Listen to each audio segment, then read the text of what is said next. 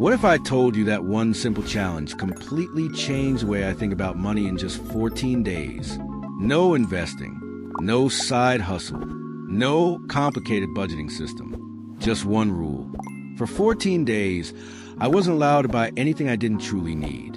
By the end of those 2 weeks, I discovered something about my spending habits that I never expected. It explained why saving money had always felt harder than it should. And surprisingly, it had very little to do with money itself. Most people think they know exactly where their money goes. I thought I did too. But then I started paying closer attention. A coffee here, a lunch delivery there, a random online purchase because something was on sale, a streaming subscription I barely use, a gadget that seemed useful at the time. None of these purchases felt important. In fact, each one seemed completely harmless. That's the problem. Financial struggles rarely come from one massive purchase. More often, they come from hundreds of small decisions that feel insignificant in the moment. Today, spending money is easier than ever. You don't need cash. You don't even need to leave your house. You can spend money in seconds while scrolling through your phone from the comfort of your bed. Because it's so easy, many purchases happen almost automatically. Not because we need something, not because we've carefully thought it through, but because we're bored, stressed, tired, or simply because the option is there. Think about it. Have you ever opened a shopping app without actually needing anything? Have you ever browsed products just to pass the time? Have you ever bought something because it felt like a reward after a long day? I definitely have. That's exactly why I decided to try this challenge. At first, I thought the biggest lesson would be how much money I could save. But as the days passed, I realized I was learning something far more valuable. The real issue wasn't what I was spending money on. It was why I was spending it. And that's when things started to get interesting. The first 48 hours were much harder than I expected. Before starting, I knew I needed clear rules. Otherwise, it would be too easy to make exceptions and justify unnecessary purchases. So I kept it simple. I could still pay for necessities like rent, utilities, groceries, transportation, and emergency expenses. The goal wasn't to stop living. The goal was to stop unnecessary spending. That meant no clothes, no gadgets, no random online purchases, no takeout, no coffee shop runs, and no entertainment spending. If I could comfortably live without it for 2 weeks, I wasn't allowed to buy it. Simple. Or at least, that's what I thought. Once the challenge began, I quickly realized how many of my spending habits were completely automatic. The first few days felt surprisingly uncomfortable.